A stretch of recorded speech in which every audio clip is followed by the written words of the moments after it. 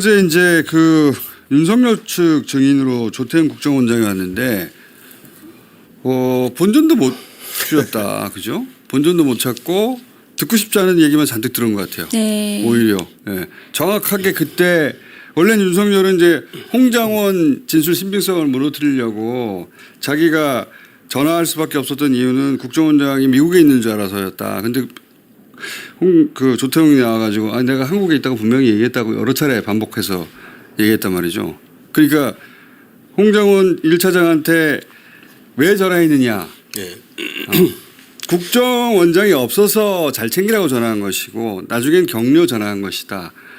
그 싹 다 잡아야라는 말을 하지 않았다. 그럼 무슨 말 했어? 왜 전화했어? 그렇죠. 예. 그 이후로 그걸 들었는데 조태용 원장이 오해 소지 없도록 여기 있습니다. 네. 공간에 있습니다.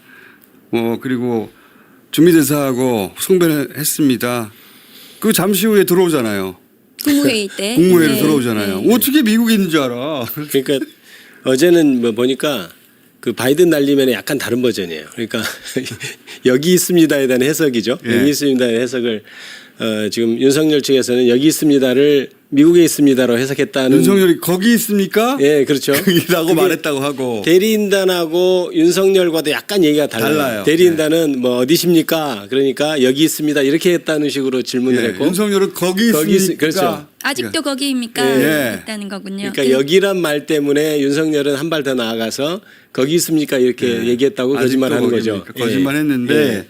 근데 조태용 국정원장 같은 경우에는 그 10시 53분에 홍장원이 그 대통령하고 통화하고 55분인가 56분에 예, 30초 후에. 그 30초 후에 둘이 1분 30초 통화하고 30초 후에 이제 통화를 했는데 그 통화 내용이 체포와 관련한 지시였을 것으로 보여지거든요. 그렇죠. 그런데 미국 출장 운운했다는 거고 네. 그것이 도저히 이해가 되지 않는다. 한간 그런 얘기를 했느냐고 김영주 재판관한테 추궁을 받았죠. 김영수 재판관이 참 인상적이에요. 그분은 김영 재판관은 인상적인 게 다 끝나고 감사합니다 또 하세요. 그러니까 마지막에. 매우 상냥하거든요. 네. 다 듣고 보면 거기에 거짓말이 다 드러나 있어요. 그렇죠. 기록을 굉장히 꼼꼼하게. 근데 어제 그 제가 보니까 조태용 국정원장이 계엄을 계속 반대해 왔어요. 안가 해동 때부터. 그쵸. 그러니까 윤석열 입장에서는 조태용을 못 믿었던 것 같아요. 그런 것 그래서 같아요. 좀 더 자기가 좋아하는 홍장원에게 그쵸. 체포와 관련해 가지고 더 단도리를 하고 더군다나 그리고 외교관 출신이잖아요. 맞습니다. 그리고 조태용에게도 또 단도리를 하는 전화를 그런 흐름에서 한 것이 아닌가 그런 게 보이고 그런 것 같아요. 그리고 체포 명단 관련해서 흔들어 놓으려고 했는데 오히려 조태용의 증언에 따라서 뺏겁됐죠. 4번에 따라서 그 체포 명단이 작성된 경위가 너무나 자연스럽게 신빙성이 그렇죠. 확보가 됐어요. 오히려. 홍장원이 지금 한동훈 이재명 잡으러 다닙니다. 네. 말을 했으니까 명단을 들은 게 확인이 된 거죠. 네, 다시 한번. 그렇습니다. 예. 그래서 본전도 못 찾았어요 어제. 그러니까 이제 말씀하셨듯이 과연 왜 홍장원에게 직접 이렇게 전화를 했겠냐. 그동안은 사실 어제 증언에서도 홍장원 차장한테는 그동안 독대보고도 안 하고 직접 전화도 안 했다 이렇게 조태용 원장이 얘기를 하거든요. 그런데 네. 갑자기 계엄 국면에서 지금 전화를 한 것이 됐잖아요. 네. 그럼 왜 전화를 했겠느냐가 되면 윤석열 측에서는 이제 조태용 원장이 미국에 있었다고 생각해서 했다는 거고 네. 이제 실제로는 홍장원을 믿으니까 전화를 한 것 아닙니까? 그렇죠. 그전까지 우크라이나 작전도 하고 그랬으니까 더 블랙 요원 출신이잖아요. 그렇죠. 홍장원은. 그러니까 싹 다 잡아들여 이 말을 지금 부인하기 위해서 지금 조태용을 부르는 것인데 그게 나중에 보면 경질 이유까지도 지금 약간 이렇게 이어지죠. 그러니까 그렇죠. 왜 경질을 했냐고 보니까 조태용 원장이 어제 완전히 거짓말한 게 그거거든요. 정치적인 중립을 어겼기 때문에 내가 1년 동안 지금 같이 근무를 해보니까 이 사람이 좀 뭐 청탁도 하고 야당하고 결탁했다. 야당하고 결탁해서 이렇게 청탁은 했다. 없었다는 게 어제 그렇죠. 박지원 박선원 의원님들이 그러니까 말씀하셨죠. 그런 식으로 네. 얘기를 하는데 사실상 지금 비상계엄이 되고 이렇게 이런 시국에 지금 1년 동안 봐왔던 사람을 갑자기 경질할 이유가 없잖아요. 그게 그리고 감사도 한 것도 아니고. 그럼 근데 전혀 격려는 왜 해요? 윤석열은 2번 전화해서 격려했다는 건데. 그렇습니다. 네, 그 앞뒤가 안 경질할 맞잖아. 사람을 갖다가 격려했다는 거고. 격려했다는 그다음에 거니까. 그 비상계엄 상황에서 한가하게 지금 지난번 내가 미국 갔을 때 열심히 해줘서 고맙다 이런 한가한 전화를 했다는 거잖아요. 그러니까요. 갑자기. 다 앞뒤가 안 그래서 맞죠. 그 조태용 조태용의 증언을 좀 더 꼼꼼히 분석을 해보면 조태용을 못 믿어서 김건희가 전날에 2번이나 문자한 것도 조태용을 단돌이 하려고 했던 것 아닌가. 왜냐하면 그러니까. 계엄 국면에서 국정원이 굉장히 중요하거든요. 북한과의 어쨌든 문제라든가 이런 부분들이 부각이 돼야 되기 때문에 그 조태용에 대한 좀 수사 실체가 드러나야 된다. 이 계엄 전국에서 그런 저는 것 그런 같습니다. 생각이 들었어요. 왜냐하면은 어제 그 내용은 나오지 않고 조태용 국정원장에게 김건희 씨가 전날 문자를 했다는 거거든요. 2번 했다는 거죠. 예, 계엄 직전에 국정원 아니 대통령 부인이 국정원장한테 문자를 왜 해요? 있을 수 없는 있을 일이죠. 수 없는 일이에요. 어제 그러니까 헌법재판소에서 눈이 번쩍 뜨는 순간 네. 몇 있잖아요. 네. 근데 문자했다는 그 얘기 듣고 저희들이 예. 문자 했다는 거 영상 준비된 거 있습니까? 준비해 주시고 있으면 갑자기 튀어나온 말이에요. 갑자기. 그렇습니다. 갑자기 튀어나온 말이고 예. 저희들끼리 얘기할 때는 아마 이게 언론에서도 가장 중요하게 다뤄야 네. 될 문제인 것 같다. 예. 그러니까 김건희가 갑자기 등장해서 여기 그렇습니다. 나오네요. 예. 잠깐 봅시다. 증인 통화 내역을 보면 계엄 전날인 12월 2일 날 대통령 영부인으로부터 문자를 2통 받아요. 그런 내역이 있습니다. 그리고 그날은 답장을 못하고 그 다음날 증인이 답장을 보냈어요. 그건 무슨 내용인지 기억나십니까? 글쎄요, 금방 기억이 잘 안 납니다. 안 날 리가 있나? 네. 저 내용을 지점에서 이 민감한 조태용의 시기에 증인 주고받았다는 신빙성이 걸 완전히 누가 무너졌죠. 의심을 하면 어떻게 답변하시겠어요? 야당 의원하고 1차장하고 이 무렵에 연락 주고받은 게 이상하다고 의심을 홍정훈 하시겠어요? 12월 3일 밤 12시가 넘어서 계엄과 관련해서 네. 야당 우리 정보위 간사가 연락을 한다면 제가 아니면 기조실장이 더 자연스러울 거라고 말씀드렸습니다. 그러니까요. 홍정은 그렇게 믿을 수 접근을 없다. 하자면 그 말이고. 계엄 전날, 당일날 영부인하고 문자 주고받은 거는 더 이상하지 않나요? 국정원장이 영부인하고 왜 문자 주고받습니까? 뭐, 자주 있는 일은 아니었습니다. 그럼 처음도 아니란 얘기네. 아니 자주 있는 일이 아니면 그렇죠. 그 왜 기억을 못 합니까 문자 내용을? 그러니까. 아니 계엄 전날, 계엄 당일날 김건희 씨가 대통령 부인이 문자를 했는데 그 기억이 안 난다는 게 말이 됩니까? 그러니까 저기에서 조태용의 전체 증언이 흔들려 버리는 네, 거예요. 그렇죠. 저 자체가. 예. 그리고 저기서 김건희 씨가 계엄과 관련해서 역할이 있었다. 계속 의심스러웠잖아요. 예, 내용이 네. 있었다. 예. 그러면 조태용에게만 문자했겠는가, 그렇습니다. 전화했겠는가? 그러니까요. 이런 의심이 드는 잘 거죠. 부탁합니다. 이런 문자이지 네. 않았을까? 그리고 이제 김건희 씨가 문자를 했는데 바로 답장을 않고 예. 다음 날 답장을 했다는 것도 좀 그러니까요. 이상하더라고요. 그러니까 뭔가 굉장히 고민되는 지점이었을 그렇죠. 것 같고 예. 그런 것 같아요. 그렇습니다. 예, 그래서 이게 혹시 나중에 어떤 증거로 쓰이지 않을까 네. 싶을 정도의 뭔가 고민이 있으니까. 저 조태용 저 국정원장 외교관 출신 굉장히 신중한 그러니까 맞아요. 행동하는 사람이거든요. 그러니까 바로 답장을 안 한 것도 굉장히 민감한 문제였을 거라고 저는 보여지더라고요. 그 조태용의 폰을 압수를 해야 됐었는데 네. 안 돼 있어요 지금. 그러니까요. 그럼 김건희 조태용 폰을 압수해야 됩니다. 예. 저 문자 굉장히 궁금하죠. 만약에 그러니까 궁금합니다. 문자 했다는 것까지만 있고 네. 내용이 없으니까 저렇게만 하고 말았는데 굉장히 그 크리티컬한 내용이니까 받고 한참 고민을 해서 답을 한 거겠죠. 그렇죠. 예. 그래 보입니다. 예. 그렇죠. 그리고 그래서 조태용이 주저했던 것이 아닌가 계엄과 그렇죠. 관련해서. 그렇죠. 왜냐하면 국무회의 때 윤석열은 조태용을 봤어요. 네. 그러면 조태용에게 뭔가 지시를 했을 거거든요.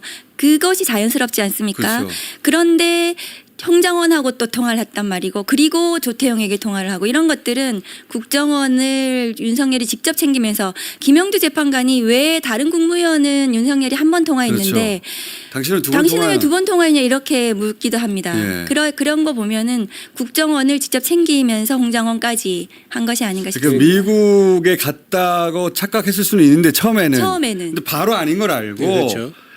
그리고 나서 그 국정원의 역할에 대해서 분명히 예. 왜냐하면 다른 사람들도 다 각 부처나 그 역할에 대해서 얘기했단 말이죠. 맞습니다. 예. 그러니까 국정원도 국정원 역할에 대해서 요청을 했을 텐데 그 말이 아무것도 없잖아요 지금. 없죠. 예. 그러니까 김건희 문자부터 시작해서 아마 국정원장의 어떤 성향에 대해서 도저히 같이 갈 수 없다 이렇게 얘기해서 아마 전화가 된 것 같고 또 뭐 이해할 수 없는 게 김영주 재판관이 적절하게 물은 것인데 그때 이제 다 국무위원들 보고 나서 가는 자리에서 한가한 전화를 했다는 거잖아요. 그렇죠. 지금 비상계엄하고 네. 하는데 한가한이라는 표현을 하고 한가한 있어요. 그분이 이야기해도 좀 계엄이고 막 예, 급박하게 온 부대가 급박하게 돌아갔는데 미국 가서 잘 있다 오세요라든가 아니면은 뭐 격려 전화를 한다든가 한가하게 중간에 그러니까 그게 거짓말인 거죠. 그렇죠. 예. 거짓말 아니에요 이 말이죠. 그렇죠. 그 질문은 그렇죠. 당신의 모든 그 증언은 거짓말 같아 보이는데요. 예, 이렇게. 그렇죠. 그러니까 아마 물어본 거죠. 홍장원한테 이제 싹 다 잡아들 얘기한 다음에 바로 이제 국정원장한테 이래를 했으니 잘 네, 대처하라, 맞습니다. 잘 한번더 단돌이 같이 한 해라 거니까. 이렇게 했을 거예요 아마. 예. 이 김영두 재판관은 이 재판 이렇게 심판 시작되기 전까지만 하더라도 보수혼 중도 정도로 그렇게 분류를 했었거든요 언론이. 네. 이분이 제일 진행을 잘하네. 네. 어제는 차근차근. 정혁식 재판관도 막 맞아요. 그 피청구인 대리인에 대해서 네, 혼내더라고. 맥락을 끊고 강요하면 안 된다 이런 발언까지 했습니다. 그렇죠. 근데 끝까지 그분은 다행이다. 그분은 네. 재판 과정에서 그렇게 검사들을 혼낸 다음에 예. 피고인한테 중형을 때리는 걸로 제가 잘 알고 있기 때문에. 근데 어쨌든 어제는 전반적으로 끝났나 네. 싶은 분위기였어요. 네. 예. 다 끝났어요. 어제 증인신문이 다 끝났다고 저는 보여지고 피청구인 측에서 뭐 지금 새롭게 홍장원을 더 불러달라라든가 네. 강의구라든가 뭐 동부구치소장, 교정본부장 구치소장, 네. 이런 사람 아. 불러달라고 하는 건 좀 어거지 같고요. 그렇죠. 헌재에서 오늘 이제 평의 결과를 발표할 텐데 받아들여지지 않을 거라고 생각합니다. 저도 그럴 것 같아요. 체포와 관련해서는 굉장히 증거들이 많이 있고 어제 특히나 여인영이 조지호, 김대우 방첩사 수사 단장에게 체포 명단 적으라고 얘기했는데 홍장원에게도 적으라고 했을 것 같은데라고 김영두 재판관이 얘기를 했어요. 그러면 체포 명단 관련해서는 이미 다 이야기가 이미 끝난 다 거죠. 입증이 됐기 때문에 그렇습니다. 그렇죠. 더 이상 증인 신문은 필요하지 않다고 저희 국회 소추단 그렇게 보고 있습니다. 증인 채택 그 심리 평의에서 할 증인들이 실제로 방금 말씀하신 것처럼 채택할 만한 사람이 없다고 봐야죠. 그리고 김봉식 네. 전 서울청장도 윤석열 측 증인으로 나왔는데 여기서 진짜 웃긴 얘기 나왔어요. 자, 이거 다시 한번 들어봅시다. 윤석열이 전화해가지고 의원들을 잘 넣어줘가지고 빨리 정리됐다고 격려했다는 거잖아요. 나 이게 너무 웃겨가지고 이거 다시 한번 들읍시다. 너무 코미디예요, 코미디. 대통령이 증인에게 전화해서 의원들 국회에 잘 국회에 넣어줘서 잘 넣어줘서. 상황이 빨리 잘 정리됐다, 수고했다라고 격려한 거 맞습니까? 야, 이거 예. 진짜. 김 청장이 국회의원들을 좀 들여보내 출입을 시켜줘서 조기에 빨리 잘 끝난 것 같다는 그런 말씀을 하신 걸로 기억합니다. 저런 말들이 근데 아무짝에 힘이 없는 것이 네. 잠시 후에 그 수방사 경비단장 조성현 네. 단장 나와가지고 굉장히 인상적으로 답변을 네. 잘하더라고요. 따박따박. 아주 답변을 잘하더군요. 예, 윤석열 끌어내라고 했다. 윤석열이 아니라 그 국회의원 끌어내라고 했다. 본청에 들어가서 의원들을 끌어내라고 끌어내라고 했다는 했다. 지시를 받았다고. 그러니까 이렇게 이진우 증언했죠. 사령관이 그 전에 전 사령관이 나왔을 때에 전체적으로 얘기를 하다가 제한됩니다 해서 진술을 거부한 것이 있잖아요. 그 부분 그러니까 그때 전략은 뭐였냐면 나는 뭐 명령 받고 나갔다. 난 적법하다고 했는데 그 다음에 이제 그 국회의원 끌어내라. 그거 한 다음에 자신의 행위가 문제될 것 같으니까 국회의원 끌어내라. 그 이후부터는 진술을 거부했죠. 거부해버렸거든요. 그런데 어제 이 조성현 부분을 이제 정확히 얘기한 거죠. 그렇죠. 헌재에서 수방사령관이 얘기 안 하니까 네. 그거 바로 부활을 부른 거죠. 그렇죠. 네. 그래서 김봉식 증인이 중요하게 지금 말한 게 있는데요. 포고령이 위법한 포고령에 따라 2차 국회 그렇죠. 봉쇄가 이루어졌다 이렇게 증언을 해버린 거예요. 그러니까 포고령이 집행이 된 겁니다. 그렇죠. 그러니까 그 정치인들 국회에 못 들어 국회의원 국회에 못 들어가게 한 국회 봉쇄에 대해서 굉장히 중요한 증언을 했어요. 포고령이 집행이 됐다는 증언을 어제 했던 거거든요. 그건 이제 내란 범죄에 굉장히 중요한. 그러니까 어제 김봉식을 증언이죠. 부른 것은 이제 윤석열 측에서 국회 출입이 안 됐다. 그 이제 그걸 얘기하기 위한 것 아닙니까? 그런데 또 김봉식 입장에서도 자기가 국회 출입을 했다고 그러면 이제 동조한 세력이 되니까 자기가 막았다 거기에 맞춰서 얘기를 했는데 그러면 2차 통제 실제 이루어졌잖아요. 그러니까 그럼 2차 통제가 그쵸, 왜 된 거야? 그쵸. 이렇게 물어보니까 그쵸, 포고령에 따른 것입니다. 이렇게 대답을 할 수밖에 할 없죠. 수밖에 김봉식 없죠. 입장에서 그렇죠. 자기도 이제 벗어나야 되니까. 벗어나야 되니까. 네. 김봉식은 포고령에 따라서 봉쇄했다고 해야 본인이 벗어날 수 있는 거예요. 그렇죠. 그런데 윤석열 입장에서는 이것이 위헌 법은 위법했기 때문에 포고령을 집행을 하진 않았다 이렇게 얘기를 처음부터 그런 취지로 말했단 말이죠. 근데 김봉식은 나는 포고령 집행했어 이렇게 증언한 겁니다. 그러면 이것은 내란행위의 명백한 증언이라고 볼 수 있죠. 근데 전체적으로 그 헌법 재판관들이 증인들이 신문을 하고 이야기를 들으면서 이건 말이 안 되는데 하는 건 다 윤석열 쪽 네. 증인들이에요. 듣다 보면 앞뒤가 안 맞, 거짓말을 하다 보니까 앞뒤가 안 맞고 그걸 김영두 재판관이 세심하게 몰고 와서 이건 말이 안 되지 않습니까? 이건 그렇죠. 너무 한가하지 않습니까? 이상하지 않습니까? 요 정도 표현으로 사실상 그 거짓말을 드러내더라고요. 그 다. 헌법재판관님, 김영두 재판관님은 말할 것도 없고 다른 분들도 이렇게 물어보시는 것이 진짜 궁금해서 물어본다기보다 확인하는. 말이 안 되는데 이렇게 하면서 확인하는 느낌이죠. 네, 그렇죠. 그렇습니다. 예. 그래서 지금 남은 게 없어요. 그러니까 그죠? 네, 맞습니다. 사실은 이제 끝내야 돼요. 이런 이 정말 말도 안 되는 이 윤석열 측의 이 헌정 질서 문란한 이런 그 재판 행위를 이제는 끝내고 재판의 결론을 내야 될 때가 왔어요. 그 9번째 우리 마 재판관은 어떻게 되는 겁니까? 저는 8인 체제로 가도 문제 없다고 생각을 합니다. 이게 다 보고 났더니 네, 헌법재판소 입장에서도 이 내란행위 관련해 가지고는 거의 뭐 입증이 다 됐고 수사 기록에서 확보된 조서들이 명확하기 때문에 마은혁 재판관 임명과 관련해서 새로운 어떤 임명하니 마니 뭐 이런 논란에 또 공격의 소지가 있기 때문에 임명을 안 할, 그러니까 결정을 안 할 수도 있고 8인 체제로 끝낼 수도 있지 않나 그런 고려를 좀 하실 거라고 생각합니다. 그런 생각도 하고 한편에서는 9인 체제로 그대로 가자 이런 생각도 하고 그 평의가 금방 안 날 수도 있겠어요, 그죠? 그러니까 이제 처음에는 만장일치로 한다는데 그렇죠. 예. 구인 체제로 가자고 했다가 지금 그런 그 어떤 변수가 생긴 겁니다. 이제 네. 불복의 프레임이 이제 씌워지면서 이제 마은혁 재판관의 임명 자체에 대해서도 그러니까 헌법 권한쟁의 자체에 대해서도 지금 저쪽에 계속 어깃장을 놓고 있고 그 다음에 이제 변론 갱신과 관련해서 또 계속 어깃장을 놓을 가능성이 놓겠죠. 있으니까 그것과 관련해서 같이 검토할 것으로 보입니다. 그리고 어제 조태용이 또 한 사람을 보냈는데 이상민 전 장관을 보냈어요. 이상민 전 장관 단전 단수 관련해 가지고 자기 10중 8구 짐작하기로는 다른 사람에게도 그랬듯이 분명히 자기한테 해당되는 문건을 줬을 텐데 네. 그걸 받았다고 하면 그 다음에 자기가 실행하게 되니까 자기는 받지 않고 테이블 위에 저 멀리 있는데 힐끔 받다 그랬거든요. 네. 근데 이제 이 조태영 국정원장한테 물어봅니다. 네. 조태영 국정원장도 앞에 온 사람이니까 네.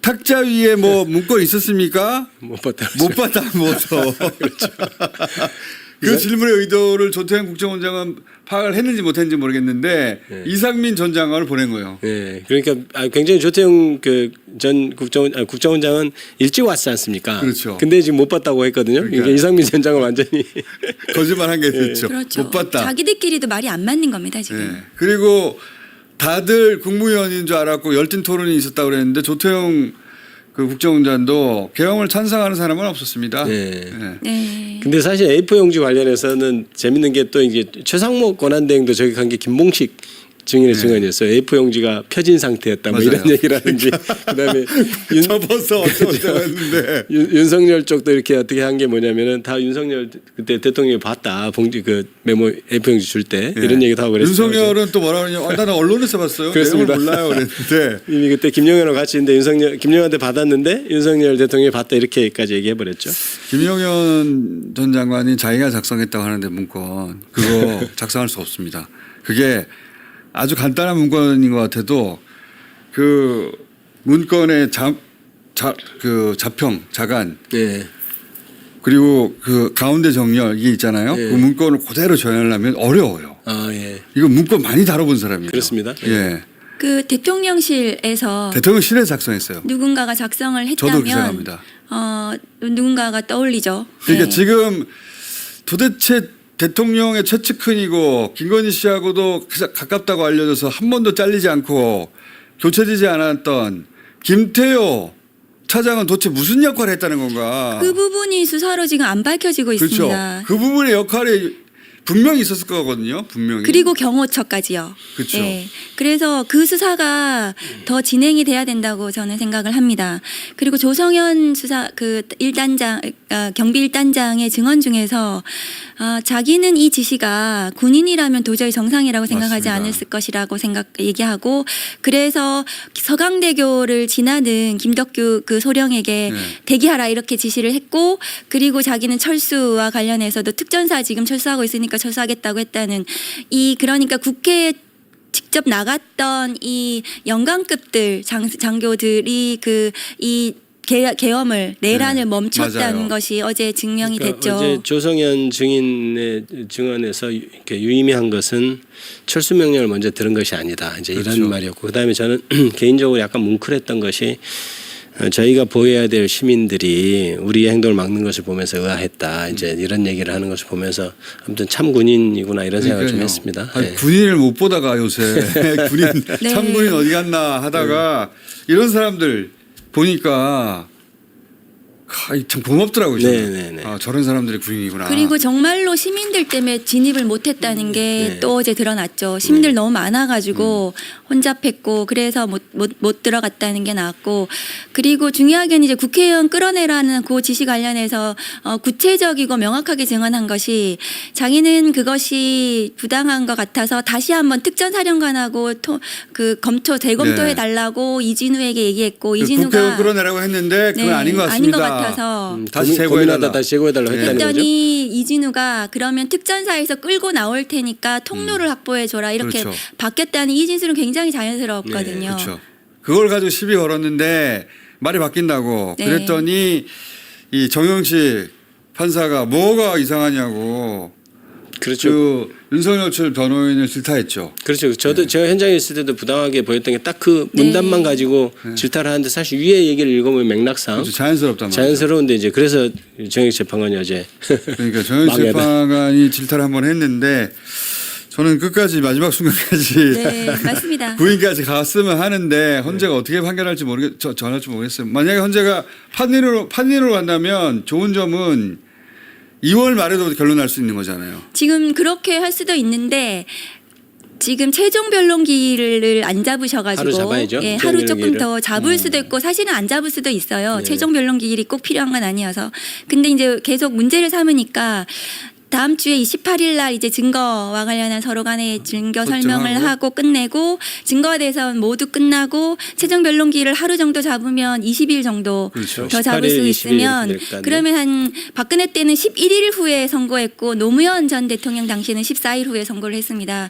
그러면 한 2주 후면은 3월 초가 될 수도 그렇죠. 있지 않나 네. 이렇게 생각합니다. 아마 이제 최종 변론은 18일 이제 화요일 날 이후에 하루는 잡을 것 같긴 합니다. 그렇죠. 왜냐하면 이제 네. 마지막 피청구인 얘기를 좀 듣도록은 돼 있으니까. 만약에 최후 변론 전에 네. 그러니까 마지막 증거조사 서증 가지고 할 때 그때까지도 9번째 재판관이 안 들어가면 그 다음엔 들어갈 수 없잖아요.